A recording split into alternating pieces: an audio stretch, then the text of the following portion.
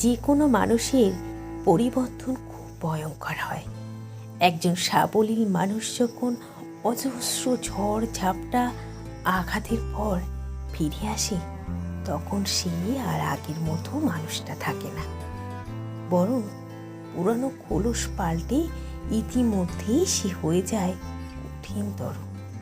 সে এতটাই অভেদ্য হয় যে তোমার ইচ্ছে, অভিমান, চোখের জল, এমনকি মৃত্যু পর্যন্ত এক চুল স্পর্শ করতে পারে না ওই পরিবর্তিত মানুষটাকে, জাস্ট এক ফোঁটাও না।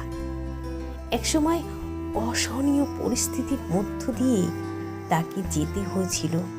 কাছের মানুষগুলোর অবহেলা জমিয়ে পাঁজর শক্ত করেছে দিনের পর দিন, কিন্তু এখন সে উদার, নদীর মতো স্নিগ্ধ, নিঃস্ব হতে আর ভয় পায় না। কষ্ট গিলে জড়িয়ে ধরতে চায় না, বরং যে কোনো অপমানের চোখে চোখ রেখে প্রতিবাদ করছে, হাসছে, রীতিমতো দাপিয়ে বেড়াচ্ছে।